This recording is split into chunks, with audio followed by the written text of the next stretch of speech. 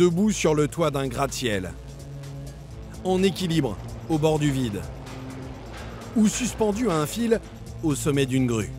Ces images qui viennent du monde entier inondent Internet.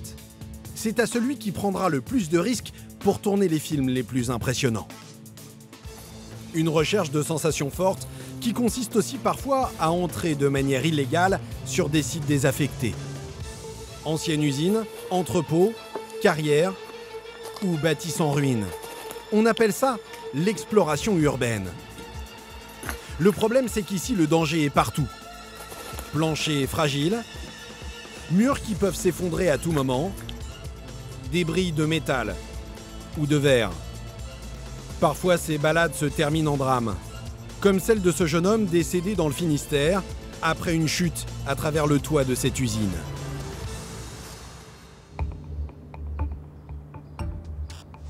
À la caserne des pompiers de Dijon, c'est l'un de ces périples imprudents qui va maintenant mobiliser David, cet adjudant de 39 ans.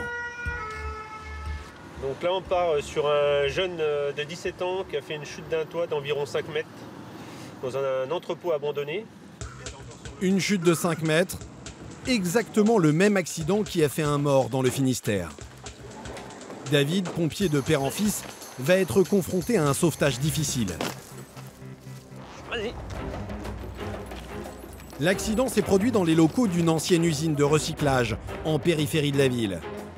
La victime est tombée dans ce bâtiment et l'entrée se trouve derrière cette montagne de déchets métalliques qu'il va falloir escalader. Donc tu fais une reconnaissance, fais attention, voir si c'est quand même bien stable, pas que ça tombe au niveau des parties métalliques. Des pièces en ferraille rouillées qui pourraient occasionner de graves blessures aux pompiers. Précaution, bien allongé au sol. Ok.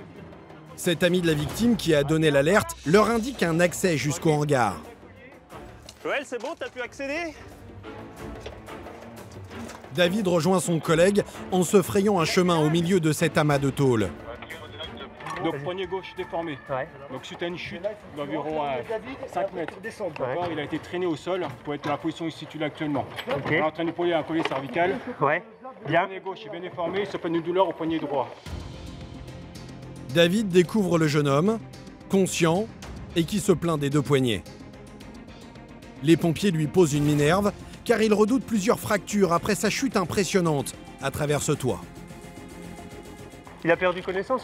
Non, il est tombé directement, on est descendu. Ok. Attention là. Une équipe du SAMU arrive sur place, avec Cindy à sa tête. Nickel. Elle commence aussitôt à établir un diagnostic plus précis. Il a les pétés, c'est sûr. Viens voir là. Je vais mettre ça avec le cou. Quand tu respires, continue au niveau de la poitrine. Mais pour David et ses hommes se pose maintenant un problème de poids. Comment évacuer le jeune homme? Il va falloir le transporter sur une civière et pas la moindre issue. Alors ils appellent en renfort une unité de pompiers spécialisée dans les interventions difficiles. Le Grimpe, groupe de reconnaissance et d'intervention en milieu périlleux. Il y a une porte métallique là-bas, Tron. Est-ce que après on a accès? Ouais, elle est juste là, la porte. Mais faut voir ce que ça donne de l'autre côté. Au fond de l'usine, les pompiers découvrent une porte. Mais vérification faite, elle aussi est bloquée par l'amas de ferraille. Et pourtant, il faut absolument trouver une solution pour sortir la victime de ce piège.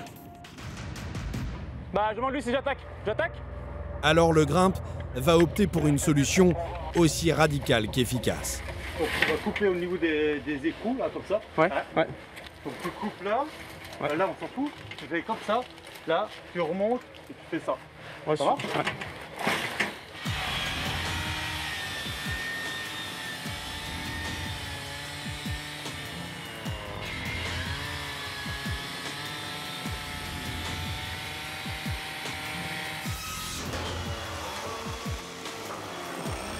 Le problème de l'évacuation est désormais réglé.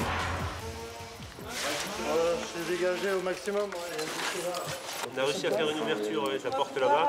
On va pouvoir le sortir, on le met dans la barquette et après on l'évacue par là-bas. Je vais me prendre juste une tension sur ton bras. Ok. C'est bon, 160, c'est bon, allez. C'est bon? C'est comme ça. Cindy manipule le corps avec soin. elle craint d'autres fractures. Ouais, ça c'est moi, ça. Tout à l'heure il était tendu, donc il va le tendre. C'est le maintien le poignet, c'est bon, voilà. Là, c'est bon. Car le jeune homme a beaucoup de chance d'être encore en vie. Son ami, qui escaladait le toit avec lui, ne semble pas vraiment en avoir conscience. On aime bien grimper sur les toits, donc on était grimpé un peu plus là-haut, puis en revenant, il a chuté depuis là. Sur le coup, mal au poignet, on est descendu rapidement, et c'est après qu'on s'est dit on va appeler les pompiers, parce que entre le poignet déformé, il a mal au bassin, on s'est dit il ne pourra jamais ressortir et rentrer chez lui, donc on a préféré appeler les pompiers. Ça aurait pu être plus grave, déjà on voit juste un peu plus loin sur le côté qu'il y avait une espèce de baignoire, donc s'il serait tombé tête première dessus, là ça serait fini. Et en effet, s'il était tombé 2 mètres plus loin, sur ce coffre en métal, le jeune homme ne s'en serait sans doute pas sorti vivant. Équipier, êtes-vous prêt? Qui est prêt? Épaule prête. Bassin prêt? Tu te laisses Vous êtes faire. prête? Le brancard est prêt? Tu te raidis, c'est tout. Attention pour lever, levez. Envoyez.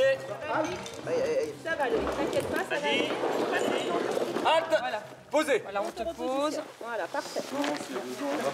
Il se plaint essentiellement de douleurs au niveau des poignets, donc des membres, et puis suspicion potentiellement de fracture de colonne au niveau lombaire.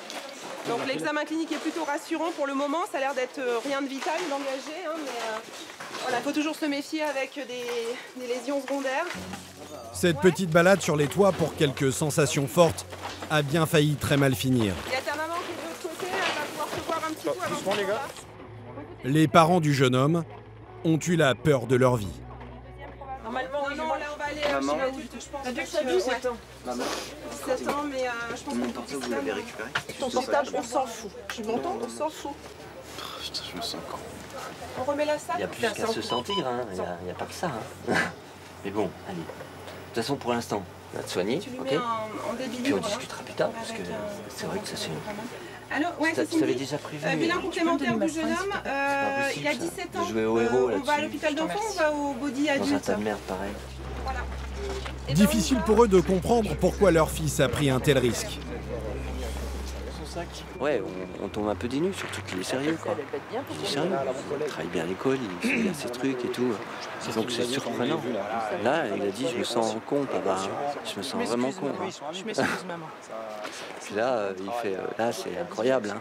Mais je dis, ouais, bon, on va se soigner d'abord, mais franchement, ouais, il faudra qu'on en discute, quoi. Il fait, non, mais là, je suis vraiment con. Ouais, ok, très bien. Mais bon, voilà. Je vois pas trop ce que je peux en rajouter d'autre parce que on est avec une bonne boule. Le scanner révélera que le jeune homme s'est en réalité cassé les 2 bras. Mais par chance, sa colonne vertébrale n'est pas touchée. Pour être toujours prêt à intervenir sur ces urgences vitales, les secouristes ont une autre mission. Identifier eux-mêmes parmi des milliers d'appels les cas les plus sérieux.